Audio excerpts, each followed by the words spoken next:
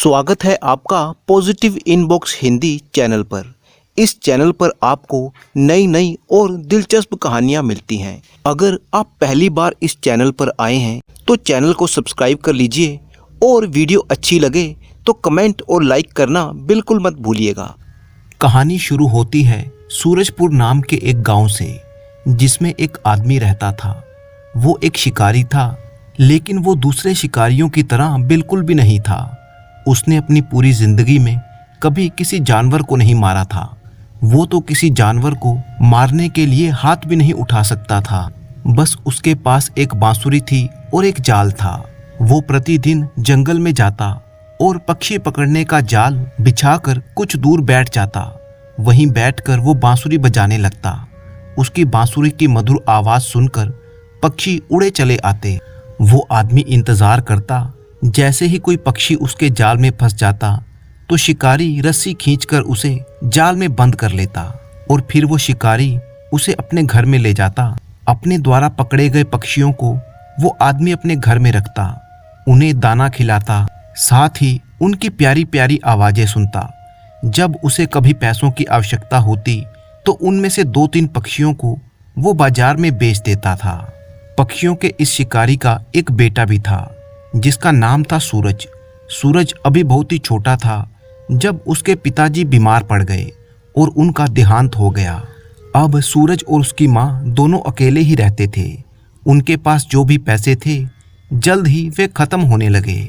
हालात यहाँ तक आ गए कि अब उनके पास खाने को कुछ नहीं बचा था। उनकी जिंदगी बड़ी ही मुश्किल से गुजरने लगी थी। सूरज छोटा था लेकिन बहुत ही हिम्मती और साहसी था। वो काम काज में अपनी माँ की मदद किया करता था। इसके बाद उसे जो भी वक्त मिलता वह जंगल में चला जाता, जहाँ पर उसके पिताजी पक्षी पकड़ा करते थे। समय बीता और सूरज अब जवान हो चुका था। उसने एक दिन अपनी माँ से कहा, माँ, अब मैं बच्चा नहीं रहा, मैं जवान हो चुका हूँ। पिताजी के जाने के बाद आपने बहुत ही मेहनत की है। अब तुम मुझे पिताजी का जाल और बांसुरी लाकर दे दो। कल से मैं भी जंगल में जाकर पक्षी पकड़ा करूंगा। उसकी माँ जानती थी कि सूरज एक बहुत ही बहादुर लड़का है और जंगल का चप्पा चप्पा उसने देख रखा है। इसीलिए उसकी माँ ने उसे बांसुरी और जाल लाकर दे दिया। अगले दिन सूरज जल्दी उठ गया और जंगल की तरफ निकल गया। उसे ना तो किसी चीज का डर था और ना ही ये ख्याल कि वो रास्ता भूल भी सकता है, क्योंकि वह इस जंगल के एक एक हिस्से को पहचानता था। सूरज घने जंगल में दूर निकल गया। उसने एक जगह पर जाल बिछाया और नजदीक ही बैठकर बांसुरी बजाने लगा। लेकिन पूरे दिन बांसुरी बजाने के बाद भी एक पक्षी भी उसके पास ना आया। आखिरकार जब जंगल में शाम का अंधेरा फैलने लगा तो वह थका हारा खाली हाथ अपने घर लौट आया। उसकी माँ जानती थी कि यही होगा। पक्षी पकड़ना इतना आसान काम नहीं है, भला कोई एक ही दिन में ये काम नहीं सीख सकता। उसने अपने बेटे को तसल्ली दी और समझाया, बेटा, तुम्हारे पिताजी भी एक ही दिन में इस काम में माहिर नहीं हो गए थे। अभी तुम्हें इस काम को सीखने में बहुत मेहनत करनी पड़ेगी। सूरज हिम्मत हारने वालों में से नहीं था। उसने कई दिनों तक ये काम जारी रखा। आखिरकार उसे बांसुरी पर खूबसूरत धुनें बजाना, अपने आप को पक्षियों से छुपाना और बगैर हिले डुले सब्र से देर तक बैठना, जिसका नतीजा ये हुआ कि अब पक्षी उसके जाल में फंसने लगे थे। अब तो हर दिन वह जंगल में जाता, जाल बिछाता और कुछ दूर जाकर छिप जाता। बांसुरी की धुन सुनकर पक्षी आते और उसके जाल में फंस जाते। एक दिन की बात है जब सूरज के जाल में एक बहुत ही अजीब और खूबसूरत पक्षी आकर फंस गया। उसके पंख बहुत ही रंग बिरंगे थे। देखने में वो पक्षी बहुत ही शानदार लग रहा था। सूरज खुशी खुशी उसे अपने घर में ले आया। सूरज ने पक्षी को एक पिंजरे में बंद कर दिया। अगली सुबह जब वो उठा तो देखकर हैरान रह गया कि उस पक्षी ने एक बहुत ही खूबसूरत अंडा दिया था। वो अंडा भी रंग बिरंगा था। सूरज सोचने लगा कि ये अंडा बाजार में बेचकर कुछ पैसे कमा लिए जाएं। जब वो अंडा लेकर बाजार में पहुंचा तो एक व्यापारी ने उसे देख लिया। ये व्यापारी बहुत ही चालाक और लालची था। उसका तो काम ही गरीब लोगों को धोखा देना और सस्ती चीजों को महंगा बेचना था। सूरज के हाथ में एक रंगीन अंडा देखते ही उस दुकानदार ने आवाज दी, अरे लड़के सुनो, क्या ये अंडा तुम मुझे बेचना चाहते हो? मैं इसे खरीद लूंगा। सूरज पहले से ही जानता था कि यह व्यापारी बहुत ही बुरा आदमी है। उसकी चालाकी और लालच देखकर सूरज ने कहा, मैं ये अंडा बेचना तो चाहता हूँ, लेकिन इसकी कीमत पूरे 8 आने लूंगा। व्यापारी कहने लगा, ठीक है। सूरज ये देखकर हैरान हुआ कि चालाक व्यापारी ने उस अंडे की कीमत कम करने की कोशिश नहीं की और उसे 8 आने देकर वो अंडा खरीद लिया। इस तरह से सूरज ने वो अंडा उस व्यापारी को बेच दिया और पैसे लेकर अपने घर आ गया। उसने वो पैसे अपनी माँ को दिए। माँ भी बहुत खुश थी कि चलो उसके बेटे ने कुछ कमाई शुरू कर दी। अगली सुबह जब सूरज उठा तो उसने देखा कि उस पक्षी ने एक बार फिर से एक रंगीन अंडा दिया है। ये अंडा भी सूरज ने जाकर उस चालाक व्यापारी को बेच दिया। इस तरह से प्रतिदिन वह पक्षी एक खूबसूरत अंडा देता और सूरज उस व्यापारी को वो अंडा बेच देता। ऐसे ही दोनों माँ बेटे के दिन अच्छे से बीतने लगे। एक दिन सूरज के मन में विचार आया कि यह चालाक व्यापारी मुझसे बहुत ही कम कीमत में अंडा खरीद लेता है। जरूर ही ये इस अंडे को आगे ज्यादा कीमत पर बेचता होगा। ये सोचकर एक दिन उसने व्यापारी का पीछा किया। वह व्यापारी उस रंगीन अंडे को राजमहल में ले गया। असल में वो व्यापारी रोज अंडे को खरीदकर राजा को महंगे दामों में बेचता था। ये सब जानकर सूरज सोचने लगा, क्यों ना मैं खुद ही ये अंडा लेकर राजा को बेच दिया करूं और इसके बदले में मुझे राजा से अच्छी रकम मिल जाएगी। और फिर सूरज ने ऐसा ही किया। अगले दिन जब पक्षी ने अंडा दिया तो सूरज उस अंडे को लेकर सीधा राजा के पास गया। राजा ने सूरज से वो अंडा खरीदा और उसके बदले में उसे एक सोने की अशर्फी दे दी। सूरज ये अशर्फी पाकर बहुत ही खुश हुआ। वह तुरंत दौड़ा दौड़ा अपने घर में आया। उसने अपनी माँ को सारी बात बताई। अब तो माँ और बेटे दोनों की खुशी का ठिकाना ना रहा। बस फिर क्या था, अब तो सूरज का रोज का यही काम था। वो रोज सुबह उठता, पक्षी का अंडा लेता और सीधा महल में जाकर एक अशर्फी के बदले में उसे राजा को बेच देता। इधर चालाक व्यापारी सोचने लगा कि काफी दिन हो गए, सूरज वो नायाब अंडा लेकर मेरे पास नहीं आ रहा। आखिरकार उसे इस बात का पता चल गया कि सूरज अब खुद ही वो अंडा लेकर महाराज को बेचकर आता है। ये बात जानकर उस व्यापारी को बहुत ही गुस्सा आया। उसने मन ही मन में ये ठान लिया कि इस लड़के को सबक जरूर सिखाया जाएगा। ऐसा सोचकर वो व्यापारी एक दिन राजा के पास गया और कहने लगा, महाराज की जय हो, आप उस लड़के सूरज से इतना महंगा अंडा क्यों खरीदते हैं? ये अंडा तो आपको बिल्कुल मुफ्त में मिल सकता है। राजा ने कहा, आखिर वो कैसे? व्यापारी कहने लगा, महाराज, इस लड़के सूरज के पास एक बहुत ही अजीब और खूबसूरत सा पक्षी है जो हर रोज अंडा देता है। आप उस पक्षी को सूरज से छीन लीजिए, उसके बाद वो पक्षी और उसके अंडे आपके हो जाएंगे। इस तरह से आपको रोज अंडा खरीदना नहीं पड़ेगा, बल्कि मुफ्त में ही आपको अंडा मिल जाया करेगा। राजा उस चालाक व्यापारी की बातों में आ गया। उसने उसी समय अपने सैनिकों से कहा कि वो अभी के अभी जाकर सूरज नाम के उस लड़के के घर से वो खूबसूरत पक्षी लेकर आए। कुछ ही देर के बाद सैनिक सूरज के घर पहुंच गए।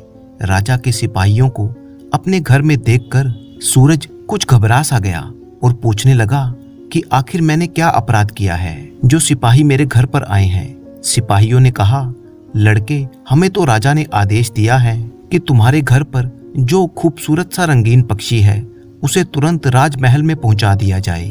सूरज समझ गया कि अगर उसने राजा की बात नहीं मानी तो राजा उसे सजा भी दे सकता है। इसीलिए उसने सिपाहियों को उस पक्षी को ले जाने दिया। इसके बाद सिपाही उस पक्षी को पिंजरे समेत उठाकर राजमहल में ले आए। सूरज की समझ में ये बात भी आ गई थी कि हो ना हो ये उसी चालाक दुकानदार की साजिश है, क्योंकि राजा तो इतना मूर्ख है कि वह कभी ये बात सोच ही नहीं सकता कि अंडा कहाँ से आ रहा है। इतना सब कुछ हो जाने के बाद भी सूरज ने हिम्मत नहीं हारी। उसने अपनी बांसुरी और जाल उठाया। अगले दिन से वो जंगल में जाने लगा। उसने ऐसी मधुर बांसुरी बजाई कि जंगल के कोने कोने से परिंदे उड़ उड़ कर उसके पास आने लगे। उसके जाल में कभी कबूतर, कभी बुलबुल तो कभी तितर फंस जाता। उन पक्षियों को वो बाजार में बेच देता। इस तरह से माँ बेटे दोनों हंसी खुशी की जिंदगी बिताने लगे। सूरज अब पूरे शहर में मशहूर हो चुका था। जब किसी को भी कोई पक्षी पालना होता तो वह सूरज के पास आता, उससे पक्षी खरीद लेता। जब चालाक व्यापारी ने ये सब कुछ देखा तो वह सूरज के पास आया और उससे कहने लगा कि ये सब पक्षी तुम उसे बेचा करो। सूरज ये बात समझ गया कि वो उससे पक्षी सस्ते में खरीद कर और बाकी लोगों को महंगे में बेचेगा। इसीलिए सूरज ने व्यापारी का ये प्रस्ताव स्वीकार नहीं किया और उसे साफ मना कर दिया। चालाक व्यापारी को इस बात पर बहुत ही गुस्सा आया। एक बार फिर से उस धूर्त व्यापारी ने सूरज को सबक सिखाने की ठानी। वह उसी समय राजमहल में गया और राजा से कहने लगा, महाराज, आपने जो पक्षी सूरज से लिया है वो अकेला होने की वजह से बहुत ही उदास रहता है। आप उस लड़के सूरज से कहिए कि वो ऐसा ही एक और पक्षी आपको ला कर दे, ताकि आपका पालतू पक्षी अपने साथी के साथ खुशी से रह सके। राजा थोड़ा मंदबुद्धि तो था ही। उसने सोचा कि ये व्यापारी ठीक कहता है।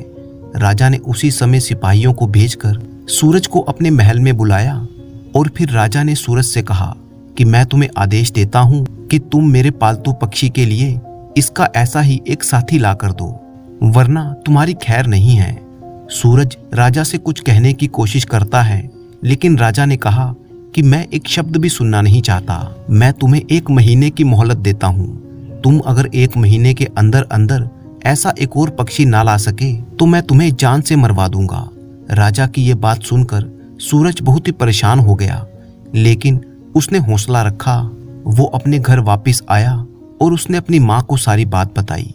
जब माँ को ये पता चला तो वो अपने बेटे को समझाते हुए कहने लगी, बेटा, तुम हिम्मत से काम लो, ईश्वर हमारी सहायता अवश्य करेंगे। सूरज ने अपनी माँ का आशीर्वाद लिया और उसके बाद वो अपनी बांसुरी और जाल को लेकर जंगल में पहुंच गया।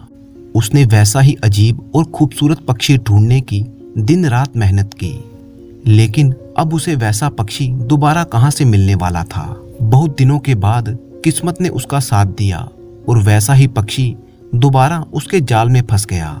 आखिर उसकी मेहनत काम आ ही गई। सूरज ने तुरंत वो पक्षी ले जाकर राजा को दे दिया। राजा ने इसके बदले में उसे 1 पैसा भी नहीं दिया। सूरज अब ये बात समझ चुका था कि राजा भी उस चालाक व्यापारी की ही तरह से है। दोनों में बस इतना फर्क है कि वो व्यापारी चालाक है और राजा बेवकूफ है। राजा वो परिंदा लेकर बहुत ही खुश था। दूसरी तरफ जब उस चालाक व्यापारी को पता चला कि सूरज ने एक और वैसा ही पक्षी लाकर राजा को दे दिया है और उसकी सारी योजना धरी की धरी रह गई, परंतु मन ही मन में वो जानता था कि सूरज एक बहुत ही बहादुर और मेहनती लड़का है। वो जरूर ही एक ना एक दिन इस बात का बदला अवश्य लेगा। पहले तो उसका ख्याल था कि सूरज दूसरा पक्षी नहीं ला सकेगा और राजा उसे मरवा देगा, लेकिन अब उसे सूरज से डर लगने लगा था कि कहीं वो उसको किसी मुसीबत में न डाल दे। इसीलिए उस धूर्त व्यापारी ने सूरज को फंसाने के लिए एक और तरकीब सोची। वह एक बार फिर से राजा के पास पहुंच गया और कहने लगा, महाराज, आपको शायद मालूम नहीं है कि जो पक्षी आपको सूरज ने ला के दिए हैं उनकी जान एक फूल में है। राजा ने कहा, वह कैसे? तब व्यापारी कहने लगा, महाराज, मैंने अपने बड़े बुजुर्गों से सुना है कि ये पक्षी साल में एक बार समन का फूल जरूर सूंघते हैं। अगर ये फूल उन्हें सूंघने को ना मिले तो ये पक्षी मर जाते हैं और ये समन का फूल यहाँ से कोसों दूर काली पहाड़ी पर रहने वाले काले दानव के बाग में लगता है। राजा ने कहा, तो ये फूल हमारे पास कैसे आएंगे, क्योंकि वह काला दानव तो अपने बाग में किसी को आने नहीं देता और अगर कोई वहां पर जाता है तो वह उसे मार देता है। व्यापारी कहने लगा, महाराज, ये काम तो पूरे नगर में केवल एक ही आदमी कर सकता है और उसका नाम है सूरज। उसे आप अपने महल में बुलवाइए और कहिए कि वो तुरंत समन का फूल लेकर आए। राजा ने एक बार फिर से वही किया जो व्यापारी ने उससे कहा था, यानी राजा ने सूरज को बुलवाकर कहा कि तुम काले दानव के बाग में जाओ और हमारे पक्षियों के लिए समन का फूल लेकर आओ, वरना मेरे पक्षी मर जाएंगे। सूरज कहने लगा, महाराज, मैंने अपना पक्षी आपको दे दिया। आपने कहा कि उसका साथी ला कर दो, मैंने वो भी पकड़कर लाकर आपको दे दिया। लेकिन अब आपका ये आदेश तो बहुत ही अजीब है। मुझे तो ये मालूम भी नहीं कि वो काला दानव और उसका बाग कहाँ पर है। राजा कहने लगा, ये तुम जाकर उस व्यापारी से पूछो, उसे सब मालूम है। सूरज कहने लगा, महाराज, अगर वो व्यापारी इतना ही होशियार है और उसे सब कुछ मालूम है तो उसी से कहिए कि फूल लेकर आए। राजा ने कहा, नहीं, वो व्यापारी कहता है कि सिर्फ तुम ही ये काम कर सकते हो, और अगर मेरे पक्षी मर गए तो मैं तुम्हारी गर्दन कटवा दूंगा। सूरज समझ गया कि इस बेवकूफ राजा को कुछ कहना मतलब दीवार से सर फोड़ना है, और ये सारी शरारत उस व्यापारी की है। इसीलिए वह चुपचाप घर वापस आ गया। अब उसने सोचना शुरू किया कि आखिर अब क्या किया जाए। सूरज के पड़ोस में ही एक बहुत ही बूढ़ा आदमी रहता था। वो बहुत ही अक्लमंद इंसान था। सूरज उसके पास गया और उसे सारी कहानी सुनाई और पूछने लगा कि क्या ये बात सच है कि समन नाम का कोई फूल होता है जो काले दानव के बाग में लगता है और उसे सूंघे बिना वो पक्षी जिंदा नहीं रह सकते। बूढ़े आदमी ने कहा, हाँ, ये बात बिल्कुल सच है बेटे। ये पक्षी साल में एक बार उस फूल को जरूर सूंघते हैं। यहाँ तक कि अगर पक्षी किसी दूर इलाके में हो तो बहार के मौसम में वो इस फूल को सूंघने के लिए वापस जरूर आते हैं। इसीलिए काला दानव अपने बाग में ये फूल उगाता है और इस तरह के अजीब और खूबसूरत पक्षी उसके बाग में हर समय रहते हैं। सूरज ने पूछा, अगर मैं उस बाग से वो फूल तोड़ लाऊं तो क्या वो परिंदे भी फूल के पीछे पीछे आएंगे? बूढ़े आदमी ने कहा, हाँ बिल्कुल, लेकिन उस फूल तक पहुंचना बहुत ही मुश्किल है। उस बाग का एक ही दरवाजा है। उस दरवाजे को काले दानव के अलावा कोई और नहीं खोल सकता। सूरज ने कहा, जैसे भी करके मैं उस दरवाजे को खोल लूंगा, बस आप मुझे वहां तक जाने का पता बता दीजिए। बूढ़े आदमी ने सूरज को काले दानव के बाग तक जाने का रास्ता समझा दिया और ये भी कहा कि बड़े बड़े पहलवान और बहादुर वहां पर गए, लेकिन कोई भी जिंदा वापस नहीं आया, क्योंकि वो काला दानव बहुत ही ताकतवर है। तुम कोशिश करना कि उसकी नजरों से छुप कर रहो और वो तुम्हें देख ना सके, तभी तुम जीत सकते हो, वरना वो तुम्हें मार डालेगा। सूरज ने बूढ़े की हर बात अच्छी तरह से समझ ली और अगले ही दिन वह सुबह जाने को तैयार हो गया। चलते चलते वह अपने गांव से काफी दूर निकल आया। वो चलता गया, आखिरकार वह काले दानव के बाग तक पहुंच गया। वहां पहुंचकर उसने देखा कि बाग का एक बहुत ही बड़ा दरवाजा था। कई पहलवान मिलकर भी उसको हिला नहीं सकते थे। वो दरवाजे के पास जाकर बैठ गया, लेकिन वो इतना थका हुआ था कि तुरंत ही उसे नींद आ गई। कुछ देर के बाद उसे कुछ सुनाई दिया, जिसकी वजह से उसकी आंख खुल गई। वो शोर ऐसा था जैसे कोई आंधी आ रही हो। धीरे धीरे वो शोर करीब ही आता जा रहा था। सूरज समझ गया कि वो काला दानव बाग के अंदर जाने वाला है। सूरज तुरंत एक चट्टान के पीछे छुप गया ताकि काला दानव उसे देख ना सके, और जब वो काला दानव उसके करीब से गुजरा, सूरज को ऐसा लगा मानो जैसे कोई पहाड़ उसके बराबर से गुजर रहा था। काले दानव ने बाग का दरवाजा खोला। सूरज दबे पांव उसके पीछे पीछे चलने लगा, और जैसे ही काला दानव बगीचे के अंदर गया, सूरज भी बगीचे के अंदर पहुंच गया और तुरंत एक झाड़ी के पीछे छुप गया। अब क्योंकि जंगल में परिंदे पकड़ने के काम में उसे बहुत देर तक बिना हिले डुले और चुपचाप रहना पड़ता था, उसकी यही आदत उसके बहुत ही काम आई। काले दानव को पता भी न चला कि कोई उसके पीछे पीछे बाग के अंदर आ चुका है। वो बाग बहुत ही खूबसूरत था। उसमें अजीब अजीब रंग के फूल खिले थे, जिन्हें देखकर सूरज दंग रह गया। बाग में ऐसे ऐसे पक्षी मौजूद थे जो उसने पहले कभी नहीं देखे थे। सूरज चुपचाप वहीं बाग में छुपा रहा। सुबह हुई तो काला दानव फिर से बाग में आया। शायद वो शिकार की तलाश में अब बाहर जाना चाहता था। जब वह दानव चला गया तो सूरज झाड़ी के पीछे से निकला और बाग में घूमने लगा। वो बाग में समन नाम का फूल तलाशने लगा। वहां पर उसने वो पक्षी भी देखे जो उसने राजा को दिए थे, लेकिन अब सूरज की समझ में नहीं आ रहा था कि समन नाम का वो फूल आखिर कौन सा है, क्योंकि बाग में कई तरह के फूल लगे हुए थे। बाग में घूमते घूमते उसे एक बहुत ही बड़ा घर नजर आया। शायद ये काला दानव इसी घर में रहता था। सूरज उस घर के अंदर चला गया। उस घर में 15 कमरे थे और हर एक कमरा एक से बढ़कर एक खूबसूरत था, लेकिन उस घर में कोई भी इंसान नहीं था। जब सूरज आखिरी यानी 15वें कमरे में पहुंचा तो उसे किसी के रोने की आवाज सुनाई दी, लेकिन वहां पर कोई नहीं था। तभी उसे लगा कि आवाज फर्श पर बिछे हुए एक कालीन के नीचे से आ रही थी। उसने कालीन उठाया तो देखा कि नीचे सीढ़ियां जमीन के अंदर जा रही थी। वो सीढ़ियां उतरकर अंदर चला गया। नीचे एक और कमरा था जिसमें अंधेरा था। अब रोने की आवाज और भी तेज होती जा रही थी। सूरज ने ध्यान से देखा तो अंधेरे में एक लड़की नजर आई जो रो रही थी। जैसे ही उस लड़की की नजर सूरज पर पड़ी तो वो कहने लगी, अरे लड़के, तुम यहाँ पर कैसे आ गए और तुम कौन हो? तुम तुरंत यहाँ से चले जाओ, अगर वो दानव आ गया तो तुम्हारे टुकड़े टुकड़े कर देगा। सूरज ने कहा, तुम इस बात की चिंता ना करो, अभी वो दानव बाग से बाहर गया है। तुम ये बताओ कि तुम कौन हो? लड़की कहने लगी कि मेरा नाम चंदा है और इस दानव ने मुझे कई साल पहले उठा लिया था, तब से मैं इसी की कैद में हूँ। इसके बाद लड़की ने कहा, अब तुम मुझे अपने बारे में बताओ कि तुम कौन हो और यहाँ पर कैसे आए हो। सूरज ने उसे पूरी बात बताई कि किस तरह से वह समन के फूल की तलाश करते हुए इस बाग में आया है और अगर उसे फूल ना मिला तो राजा उसे और उसकी माँ को मरवा देगा। तब वो लड़की यानी चंदा ने कहा, समन का फूल सबसे पहले मैंने ही यहाँ पर उगाया था। अगर तुम मुझे यहाँ से निकाल कर ले चलो तो मैं तुम्हें वो फूल उगा कर दे सकती हूँ और फिर ये सारे परिंदे तुम्हारे ही पास आकर रहेंगे। लड़की ने बताया कि काले दानव के इस महल में एक अस्तबल भी है जहाँ पर एक से एक तेज तर्रार घोड़े हैं। सूरज उसी समय अस्तबल से 2 ताकतवर घोड़े ले आया। लड़की ने वहां से समन का फूल तोड़ा और दोनों घोड़ों पर सवार हो गए। वे बाग से बाहर की तरफ चलने लगे। चंदा को मालूम था कि बाग में एक पत्थर को दबाने से बाग का दरवाजा खुल जाता है। इस तरह से वे दोनों दरवाजा खोलकर घोड़ों पर सवार होकर वहां से निकल गए। घोड़ों को भगाते भगाते दोनों सूरज के शहर में जा पहुंचे। जब दोनों अपने घर में पहुंचे तो सूरज की माँ उसे देखकर बहुत ही खुश हुई।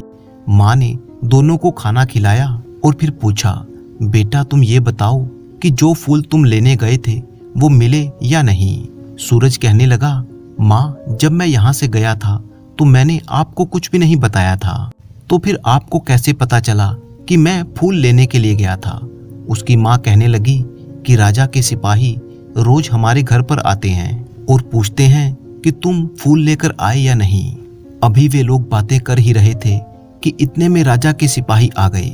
सूरज को देखकर वो कहने लगे, ऐ लड़के, तुम फूल लेकर आए या नहीं? इससे पहले कि वो कुछ जवाब देता, चंदा कहने लगी, हाँ हम फूल लेकर आए हैं, हम थोड़ी ही देर में राजा के पास फूल लेकर पहुंच जाएंगे। जब सिपाही वहां से चले गए तब चंदा नाम की उस लड़की ने थोड़ा सा पानी अपने हाथों में लिया और कुछ मंत्र बुदबुदाने लगी। जब उसने उस पानी को जमीन में छोड़ा तो पानी की बूंदों से समन के फूल बन गए। ये देखकर माँ बेटा दोनों हैरान थे। तब चंदा कहने लगी, आप दोनों हैरान मत होइए, समन के फूल उगाने की ये विद्या मुझे मेरे पिता कौस्तुभ ऋषि ने सिखाई थी और काला दानव मुझे कई साल पहले धोखे से मेरे पिता के आश्रम से चुरा कर ले आया था। तब से मैं इसी की कैद में हूँ। मैं इसी तरह से काले दानव को समन के फूल बनाकर देती थी और वो मुझे अपनी कैद में रखता था। अब तुम ये फूल ले जाओ और राजा को दे दो। सूरज उसी समय वो फूल लेकर राजा के पास पहुंचा। जो पक्षी उस समय उदास थे, फूलों को देखते ही वो चहचहाने लगे, जैसे उन पक्षियों में जान पड़ गई थी। अपने पक्षियों को खुश देखकर राजा भी बहुत ही खुश हुआ। जब सूरज ने देखा कि राजा बहुत ही खुश है तो सूरज कहने लगा, महाराज यदि आप मुझसे खुश हैं तो मैं आपसे एक अनुमति चाहता हूँ। राजा ने कहा, कहो युवक, तुम क्या चाहते हो? महाराज मैं कुछ दिनों के लिए अपने पूरे परिवार के साथ अपने रिश्तेदारों को मिलने के लिए जाना चाहता हूँ जो दूसरे राज्य में रहते हैं। राजा ने कहा, ठीक है युवक, तुम्हें अपने रिश्तेदारों से मिलने के लिए जाने की पूरी छूट है। तुम जहाँ भी जाना चाहो जा सकते हो। इसके बाद सूरज खुशी खुशी अपने घर लौट आया। उसी रात उसने अपनी सारी धन संपत्ति इकट्ठी की और अपनी माँ और चंदा को लेकर उस नगर को छोड़कर चला गया। लेकिन फिर कभी उन लोगों को किसी ने उस नगर में नहीं देखा। जबकि सूरज एक दूसरे राज्य में जाकर वहीं पर बस गया। उसने चंदा से शादी कर ली। अब वे सभी लोग एक सुखमय जीवन बिताने लगे। तो दोस्तों, इसी तरह की मज़ेदार कहानियां सुनने के लिए आप चैनल को सब्सक्राइब कर लीजिए। अगली कहानी शुरू करने से पहले मैं धन्यवाद करना चाहता हूं अपने कुछ ऐसे सब्सक्राइबर्स का जो नियमित रूप से हमारे वीडियो पर कमेंट किया करते हैं। इनके नाम हैं SK गुप्ता आरा बिहार से, किरण आखाड़े महाबलेश्वर महाराष्ट्र से, अलका राउरकेला उड़ीसा से, आनंद बिहारी राय लखनऊ से, राजकुमार हरियाणा हिसार से, राजेश बग्गा जोधपुर से, VK श्रीवास्तव जोधपुर से, बाबू हिसार हरियाणा से, राजेंद्र मध्य प्रदेश से, जगदीश चंद्र चित्तौड़गढ़ राजस्थान से, सविता पंजाब से, प्रोमिला राय। इन सभी सब्सक्राइबर का दिल की गहराइयों से धन्यवाद। इसके अलावा अगर आप भी चाहते हैं कि आपका नाम वीडियो के आखिर में कमेंट के साथ पढ़ा जाए तो आप भी अच्छे अच्छे कमेंट कीजिए। साथ ही अपना नाम और अपने शहर का नाम लिखना मत भूलिएगा। इसी तरह की मज़ेदार कहानियां देखने के लिए आप चैनल को सब्सक्राइब कर लीजिए, वीडियो को लाइक कीजिए ताकि इस वीडियो पर कम से कम 2000 लाइक हो सकें। एक जमाने में कांचीपुर नाम के राज्य पर राजा चंद्रसेन का राज था। उसके 2 बेटे थे जिनका नाम लव और कुश था। दोनों ही युवा हो चुके थे। राजा का एक मंत्री था जिसका नाम था सुमंत, जो बहुत ही बुद्धिमान था। राजा अक्सर अपने कार्यों में मंत्री की सलाह लिया करता था। एक दिन मंत्री सुमंत ने राजा चंद्रसेन से कहा, महाराज, आपके दोनों बेटे बहुत ही होनहार हैं। अब तो उचित समय आ चुका है कि उनका राज्य अभिषेक हो जाए। जी मंत्री जी, मैं भी इसी बारे में ही सोच रहा था। आप जो कहना चाहते हैं मैं समझ चुका हूँ। लगता है महाराज, दोनों में से किसका राज तिलक करना है ये निर्णय आप कर चुके हैं। चाहे आप किसी का भी राज तिलक करें, दोनों तो आपके ही बेटे हैं। राजा ने कहा, परंतु दोनों में बुद्धिमानी एक समान नहीं है। कुश में राजा बनने की सारी योग्यताएं हैं, वहीं लव बहुत ही ज्यादा शांत स्वभाव का है। इसीलिए मैंने कुश को ही राज्य का कार्यभार सौंपने का फैसला किया है, क्योंकि लव में राजा बनने की योग्यता नहीं है, ऐसा मेरा मानना है। मंत्री ने कहा, परंतु महाराज, असली बात तो यह है कि मंत्री कुछ कहना चाहता था, परंतु वह बात को बदल देता है और कहने लगा, नहीं नहीं, आपने तो बहुत ही सोच समझकर फैसला लिया होगा। और फिर मंत्री वहां से चला गया। कुछ दिनों के बाद लव और कुश में किसी बात को लेकर बहस हो जाती है, जिसे सुलझाने के लिए वे दोनों अपने पिता के पास जाते हैं। लव ने कहा, पिताजी, हम दोनों के बीच एक विवाद हो गया है। अच्छा, क्या विवाद है? जरा विस्तार से बताओ, मैं अभी फैसला कर देता हूँ। पिताजी, हमारे राज्य में कई लोग बहुत ही गरीब हैं, उनके पास खाने के लिए अनाज भी नहीं है। तो ऐसे में उनकी भूख मिटाने के लिए कुछ योजनाएं बनाई जानी चाहिए। इससे न सिर्फ उनकी भूख मिटेगी, बल्कि लोगों में महाराज का सम्मान और भी ज्यादा बढ़ जाएगा। परंतु लव कहता है कि ये योजना गलत है। लव कहने लगा, पिताजी, यदि कोई समस्या आ जाए तो उस समस्या की जड़ क्या है ये जानकर उसका कोई पक्का उपाय करना चाहिए। इस तरह की अस्थायी योजना बनाने से समय समय पर वो समस्या फिर से आती रहेगी। भूखे लोगों की भूख मिटाना ही काफी नहीं है, बल्कि अनाज कैसे उगाते हैं ये उन्हें सिखाया जाए तो वे न सिर्फ अपनी भूख मिटाएंगे, बल्कि कई और लोगों की भी भूख मिटा सकेंगे। सिर्फ लोगों की प्रशंसा पाने के लिए अगर काम करेंगे तो लोग आलसी हो जाएंगे। दोनों की बात सुनने के बाद महाराज कुछ देर तक सोचते रहते हैं और फिर अपने मंत्री की तरफ देखते हैं। मंत्री कहने लगा, महाराज, भूख मिटाना कोई बड़ी बात नहीं है। गरीबी को अगर जड़ से समाप्त कर दिया जाए तो ये एक सही फैसला होगा। राजा ने कहा, यदि राज्य से गरीबी समाप्त हो जाएगी तो लोग राजा को भूल जाएंगे। इसीलिए मुझे कुश की बात सही लगती है, जबकि लव की सोच सही नहीं है। राज्य चलाने के लिए केवल बुद्धि ही नहीं, बल्कि योग्यता भी होनी चाहिए, और ये योग्यता लव में नहीं है। लव, अब तुम आगे से कोई भी गलत सलाह मत देना। मंत्री जी, कुश का राज तिलक करने की तैयारी कीजिए, ये कहकर महाराज वहां से चले गए। महाराज कुश का पक्ष तो लेते हैं, परंतु लव की बात को गलत ठहराकर वो लव का अपमान भी करते हैं और ये अपमान लव से सहन नहीं होता।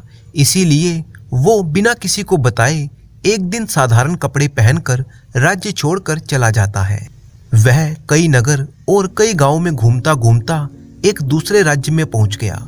वह जिस रास्ते से गुजर रहा था, उसने देखा कि एक पेड़ के नीचे एक संत लोगों को उपदेश दे रहे थे। लव भी वहीं पर रुककर उनका उपदेश सुनने लगा। लव ने एक आदमी से पूछा, महाशय, पुराने ग्रंथों और शास्त्रों की लिखी हुई बातों को इतनी सरलता से समझाने वाले ये कौन हैं? उस आदमी ने कहा, ये अग्निसार हैं, इस गांव के शिव मंदिर के पुजारी हैं। ये एक बहुत ही अच्छे इंसान हैं। इनकी एक बेटी भी है जिसका नाम है सरिता। ये जिससे भी अपनी बेटी की शादी करना चाहते हैं, वो इनकी बेटी को पसंद नहीं आता। चाहे कितना भी समझा लो, इनकी बेटी मानती ही नहीं।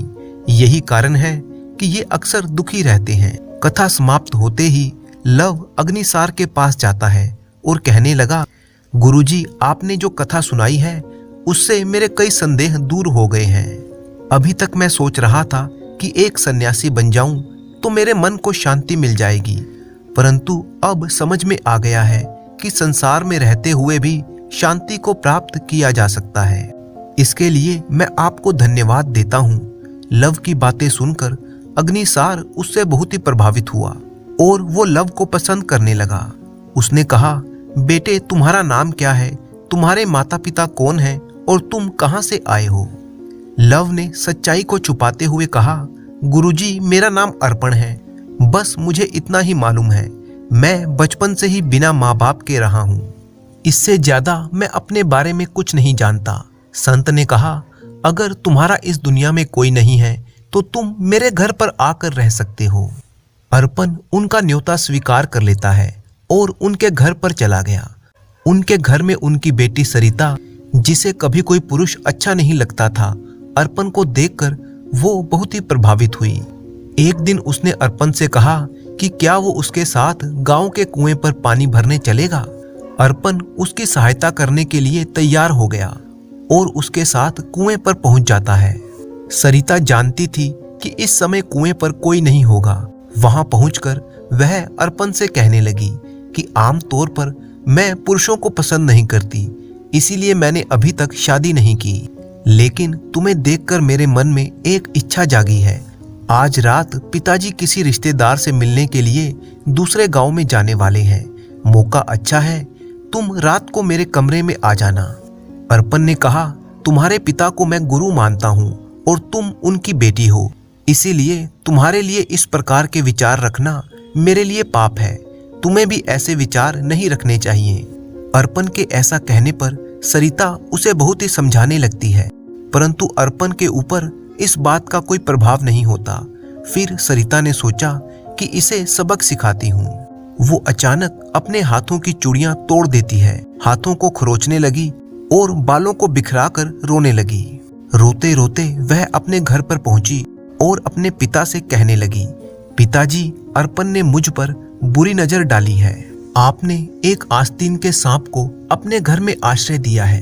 देखिए, उस दुष्ट अर्पण ने मेरी क्या हालत कर दी है। संत जानते थे कि उनकी बेटी पुरुषों को पसंद नहीं करती, इसीलिए वो ये बात मान लेते हैं कि अर्पण ने ये घिनौना कार्य किया है। शायद इसी इरादे से वो उनके घर पर आया था। दोनों पिता पुत्री गांव के मुखिया के पास जा पहुंचे। मुखिया ने अर्पण को भी बुलाया। सरिता ने नाटक करते हुए झूठ को सच बनाकर मुखिया को कह सुनाया। मुखिया ने जब अर्पण से इस बारे में पूछा तो अर्पण ने कोई उत्तर नहीं दिया। मुखिया ने एक बार फिर से पूछा, अर्पण, क्या तू अपराधी है? तूने ये अपराध किया है? मुखिया के सवाल का कोई भी उत्तर दिए बिना अर्पण बिल्कुल शांत बना रहता है। तू कोई जवाब नहीं दे रहा, तूने चुप्पी क्यों साध रखी है? इसका मतलब तूने ही अपराध किया है, इसीलिए तुझे दंड देना ही चाहिए। सरिता गुरुजी की बेटी है, ये बात जानते हुए भी तूने ये अपराध क्यों किया? न्याय के अनुसार तो तुझे इस अपराध का दंड ये मिलना चाहिए कि तेरे हाथ पैर काट दिए जाएं, लेकिन पता नहीं क्यों मेरा मन ये कहता है कि तू अपराधी नहीं है और सरिता के पास भी इस बात का कोई प्रमाण या गवाह नहीं है। इसीलिए मैं इस बारे में कोई भी फैसला नहीं ले पा रहा हूँ। जब मुखिया कोई भी फैसला नहीं ले पाया तो उसने इस मामले की सारी जानकारी उस राज्य के राजा देव वर्मा को दी। राजा देव वर्मा ने कहा, मुखिया जी, जब अर्पण इस अपराध पर मौन है और सरिता ने अपनी गवाही दे दी है तो तुम्हें अर्पण को दंड देना चाहिए था। मुखिया ने कहा, महाराज, अर्पण का शांत स्वभाव देखकर मुझे नहीं लगता कि वो अपराधी है। मेरे विचार में आप एक बार उन दोनों से मिल लें और फिर उनका पक्ष सुनकर सही निर्णय करें। ठीक है, मैं इस बारे में विचार करूंगा, तुम अभी जा सकते हो। देव वर्मा की एक बेटी थी जिसका नाम था यमुना, जो बहुत ही सुंदर और अक्लमंद भी थी। महाराज को जब भी कोई संदेह होता तो वे अपनी बेटी से सलाह करते थे। इस बार भी उन्होंने अर्पण और सरिता का सारा मामला उसे कह सुनाया। तब यमुना कहने लगी, पिताजी, हमें उस संत, सरिता और अर्पण को अपने सामने बुलाना चाहिए, उनसे बात करनी चाहिए। उनसे बात करने के बाद ही पता चलेगा कि कौन अपराधी है और कौन निर्दोष है। आप उन तीनों को राज दरबार में बुलाइए। यमुना के कहने पर राजा तीनों को राज दरबार में बुलाते हैं और पूछताछ करते हैं। पिता पुत्री राजा के सामने वही बात कहते हैं जो उन्होंने मुखिया के सामने कही थी। परंतु अर्पण का शांत स्वभाव देखकर राजा को भी संदेह होता है कि ये निर्दोष है। सबूत ना होने पर अर्पण को दंड देने का मन देव वर्मा का नहीं था, परंतु अर्पण निर्दोष है इस बात का भी कोई प्रमाण नहीं था। तब राजा अपनी बेटी की तरफ देखने लगे। उनकी बेटी यमुना उन तीनों को वही रहने को कहकर अपने पिता के साथ एक दूसरे कक्ष में जाकर कहती है, पिताजी, यदि ये समस्या हल करनी है तो इस मामले से जो भी जुड़ा है उनका आमना सामना करवाना होगा, तभी कोई फैसला निकल पाएगा। हमें उसी के लिए कोशिश करनी होगी। परंतु ये सब कैसे होगा? आप ये सब मुझ पर छोड़ दीजिए पिताजी। आप उनसे कहिए कि फैसला सुनाने में 2 दिन का समय लगेगा, बाकी की व्यवस्था मैं कर लूंगी। ये कहकर यमुना मुस्कुराने लगी। फिर यमुना के आदेश के अनुसार सरिता और अर्पण को राजमहल में ही 2 अलग अलग कमरों में ठहरा दिया गया। दोनों ही कमरे एक दूसरे के बिल्कुल पास पास ही थे। इसके बाद यमुना राजा के पास आकर कहती है, अभी तक इस अपराध का कोई गवाह नहीं मिला है, इसीलिए अब इस मामले में मैं और आप ही गवाह बनेंगे। आइए प्रमाण ढूंढते हैं।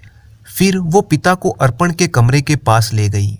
अर्पण के कमरे के दरवाजे में एक छेद था जिसमें से कमरे में क्या हो रहा है ये साफ देखा जा सकता था।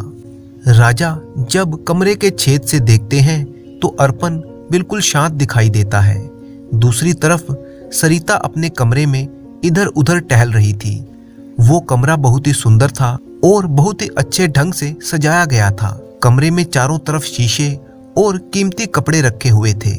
जब काफी देर तक कमरे में कोई नहीं आया तो सरिता बेचैन होकर कमरे में इधर उधर घूमने लगी। कमरे में इधर उधर टहलते हुए उसे एक दरवाजा दिखाई दिया जिसे वो खोलती है।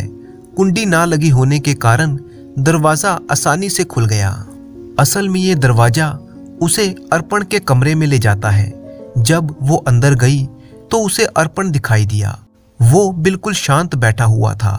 सरिता ने इधर उधर नजर दौड़ाई। जब उसे लगा कि यहाँ पर कोई और नहीं है तो अर्पण के नजदीक जाकर कहने लगी, अब तो तुम्हें अवश्य ही दंड मिलेगा। तूने मुझे ठुकराया है, मेरी सुंदरता पर तो लोग मरते हैं और तूने मेरा तिरस्कार किया है। अभी भी वक्त है, अगर तुम मेरी बात मान जाओ तो मैं अपनी झूठी शिकायत वापस ले लूंगी, वरना मेरा झूठ तुम्हारे प्राण ले लेगा। अर्पण कहने लगा, मेरे लिए दंड कोई बड़ी बात नहीं है, मैं सच्चा हूँ, मेरे लिए यही काफी है, परंतु मैं तुम्हारी अनुचित मांग को पूरा नहीं कर सकता। इतना कहकर अर्पण शांत हो गया। वे दोनों नहीं जानते थे कि राजा दरवाजे के छेद में से ये सब कुछ देख रहे थे। अगले दिन देव वर्मा सबको राज दरबार में बुलाकर कहने लगा, सरिता, तुम एक कुटिल और दुष्ट लड़की हो, जबकि अर्पण बिल्कुल निर्दोष है। सरिता की इच्छा जब अर्पण ने पूरी नहीं की तो इस पर झूठा आरोप लगाकर इसकी शिकायत की। होना तो ये चाहिए कि सरिता को दंड दिया जाए, परंतु सरिता के पिता को देखते हुए हम सिर्फ तुम्हें चेतावनी देकर छोड़ रहे हैं और अर्पण को अपराध मुक्त किया जाता है। राजा ने पिता और पुत्री को दरबार से वापस भेज दिया, जबकि अर्पण को अपना अतिथि बना लिया। वह अर्पण को बहुत ही पसंद करते थे और अपनी बेटी की शादी अर्पण से ही करना चाहते थे। पहले तो अर्पण ने यह प्रस्ताव अस्वीकार कर दिया, परंतु जब उसे पता चला कि यमुना की वजह से ही वो निर्दोष साबित हुआ है, तो वो शादी के लिए तैयार हो गया। इसके बाद उनकी धूमधाम से शादी कर दी गई। शादी के बाद लव ने राजा देववर्मा को अपनी सच्चाई बताई कि वह एक राजपुत्र है, परंतु अपने पिता के व्यवहार के कारण अपना राज्य छोड़कर यहाँ पर आ गया। राजा देववर्मा ने कहा, तुम चाहे एक राजपुत्र हो या एक साधारण मनुष्य, अब इस बात का कोई महत्व नहीं है। आज के बाद तुम ही मेरे उत्तराधिकारी हो। मेरे बाद इस राज्य को तुम ही संभालोगे। मुझे खुशी है कि तुम जैसा समझदार व्यक्ति मेरी बेटी का पति है और इस राज्य का होने वाला भावी राजा है। कुछ दिनों के बाद जब ये खबर लव के पिता राजा चंद्रसेन को मिली कि उनका बेटा राजा बन गया है, तो वो भी बहुत ही खुश हुए और उससे मिलने के लिए चले आए। दोनों पिता पुत्र के बीच के गिले शिकवे दूर हो गए। अब वो सभी एक सुखमय जीवन बिताने लगे।